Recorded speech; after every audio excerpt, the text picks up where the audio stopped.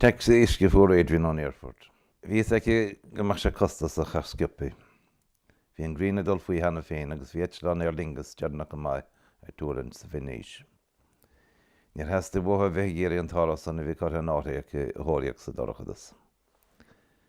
De réir an ríomhfost de fuair sé an úinéir, dagach an taxi isce dorach san airgimh na bhí, agus bheith fearrimpil in na mála thuirt sústaire. Bhí an táras an ar an tríomhthorlar.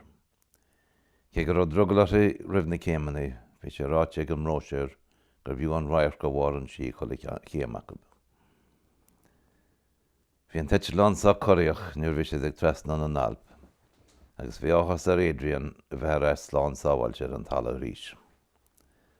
Is beag go chuimne sé rihre go manach an taxi isce cretheid in cinál céine eiste. Tháinig scúne báid in a dró, an tuisce a choiríocha begus an taxi in a róisí a chuir prebe ar bhar an de don. Ní rá sa taxi a dhéanagus an tomhanna. Hí si isteach sa gában beag agus is beag an bathranna sé sin. Cáil si a gríim nuair a bhfuil níos mó ná an coideala iad, agus hit si siar ar a drím ar ceangan na síoch an ámaid bhí ar chaontaíomh. Bhí an gáir ar bhéal an tomhanna nuair a bheanna sé siar orthu, a costas an éir is sciirta dearg mí ar an nacht an toras sin. Stop sé gáir nuair léir gur hiag sé go raibh sí scamraí. Bhaile sé an bád agus híonn sé lábhas deas sa gában le brethar lábhheis Adrian. Herring sé níos in na seasabhí. Dúirt sé rud a cinnte na dolas nar hiag sí. Níor a chuir sí é sin an núl, dompa sé ar an méle. Catch. Rug sé sé an ráile is bán sé dé.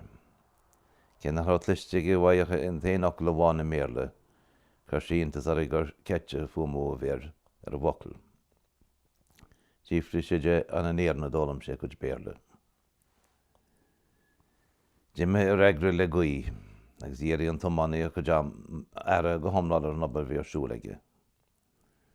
Bhí sé imi tú muid an Jordan a bhí marcailte san isce le stáilteach i mór ámaid sá te sí sa grinneil ar an dáhíomh, a chuide sé sin le a cheap Adrian. De bhhar nach rud a báideile chu garas a bhíad a ribh sin, is lú an crethe bhí ar an mádanis. Bhí sé ag síomnú de réir a chéile. Cé nach raibh sé bailach an ihe fós, bhain Adrian taine bheits an ráir go bhí mar rimpi os cin an isce.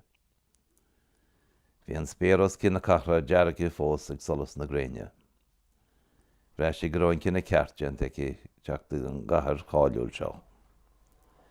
Idir airgann sé sailte agus isce, bhí dríocht an baint leis an áit seo. Bheith sé go mar cuma léir mar a bheicear sé an baile go deo arís.